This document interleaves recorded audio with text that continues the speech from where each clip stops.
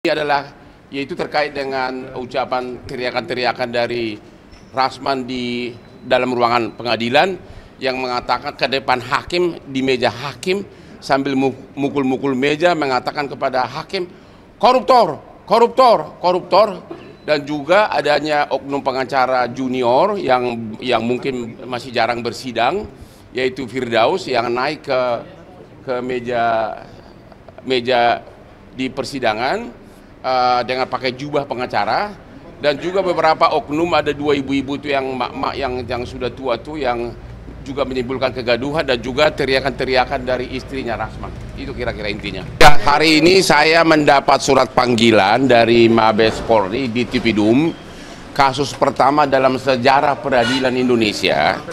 Surat panggilan tersebut terkait dengan laporan Ketua Pengadilan Negeri Jakarta Utara terhadap Rasman Nasution dan kawan-kawan terkait dugaan pelanggaran pasal 207, 217 dan 351 KUH pidana, yaitu tentang penghinaan terhadap pengadilan, menimbulkan kegaduhan di persidangan, dan perbuatan tidak menyenangkan. Ini adalah yaitu terkait dengan ucapan teriakan-teriakan dari Rasman di dalam ruangan pengadilan yang mengatakan ke depan hakim di meja hakim sambil mukul-mukul meja mengatakan kepada hakim koruptor, koruptor, koruptor, dan juga adanya oknum pengacara junior yang mungkin masih jarang bersidang yaitu Firdaus yang naik ke meja di persidangan dengan pakai jubah pengacara, dan juga beberapa oknum, ada dua ibu-ibu itu yang mak-mak yang sudah tua tuh yang juga menimbulkan kegaduhan, dan juga teriakan-teriakan dari istrinya Rasman. Itu kira-kira intinya. Ada persiapan khusus nggak Pak untuk? Nggak ada persiapan. Saya kan hanya sebagai saksi. Jadi hanya menceritakan apa yang saya lihat, saya alami di persidangan.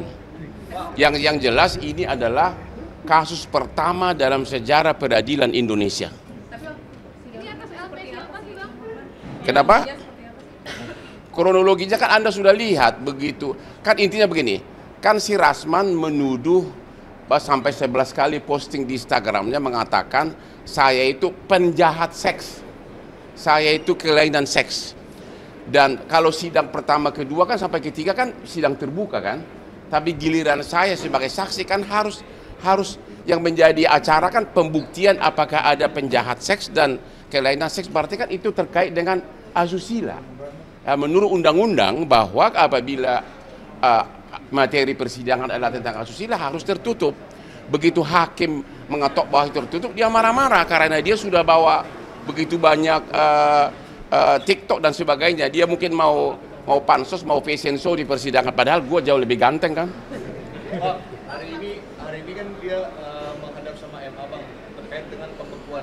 Saya nggak yakin, saya merasa kurang yakin dia bisa diterima. Bagaimana perasaan seorang pimpinan Mahkamah Agung yang anak buahnya, hakim di bawahnya diteriakin di persidangan koruptor, koruptor, dan itu di persidangan dan diketok-ketok mejanya. Jadi dia sudah sadar bahwa sudah berakhir karir dia, karena ada dua hal yang paling penting. Selama itu masih dibekukan, maka semua surat kuasa maupun pembelaan dari Rasman dan Firdaus yang dibuat sejak tanggal pembekuan kepada klien manapun batal demi hukum karena dibuat oleh orang yang tidak berwenang. Tentu kedua, masyarakat tentu akan pasti menjauh, akan memakai pengacara. Orang memakai pengacara kan untuk menang, untuk membela diri, bukan untuk kalah. Kira-kira begitu. Ya. Apa? Apa? Bagaimana bisa permintaan maaf marwah pengadilan sudah begitu dihina begitu? Ya biarkanlah proses hukum berjalan. Jadi Rasman akan menghadapi tiga hal. Satu, sebagai terdakwa atas laporan yang saya buat, ya. Kedua, dibekukan surat izinnya Rasman dan Firdaus oleh Pengadilan Tinggi atas restu pimpinan Mahkamah Agung sesuai dengan perkataan jubir dari Mahkamah Agung. Jubir Mahkamah Agung mengatakan apabila Anda tonton di media tidak boleh lagi bersidang. Yang ketiga, ada laporan polisi dari Ketua Pengadilan Negeri yang juga pidana, dan ini sangat cepat atensinya. Saya yakin dalam waktu dekat Rasman dan Firdaus dan kawan-kawan akan jadi tersangka. Jadi ada 3 malapetaka yang mereka hadapi. Pak, ada pesan khusus untuk Rasman dan Pesan khusus Pak Rasman agar tobat, kalau mau sukses seperti Hotman Paris, jangan nyinyir, jangan senggol orang, tapi berkaryalah seperti Hotman Paris yang kerja dari jam 3 subuh sampai malam, akhirnya mewakili ribuan para naga. Bang, dituduh Rasman suap hakim gimana, Bang? Kalau soal hakim bukan urusan saya. Udah? Saya ke atas dulu, nanti kita ketemu lagi ya. Oke?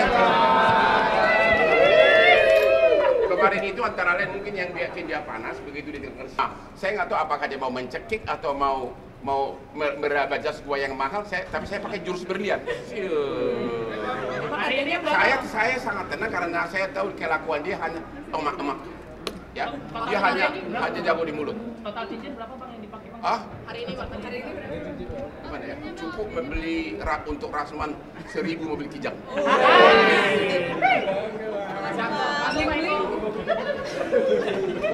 Ini Pak.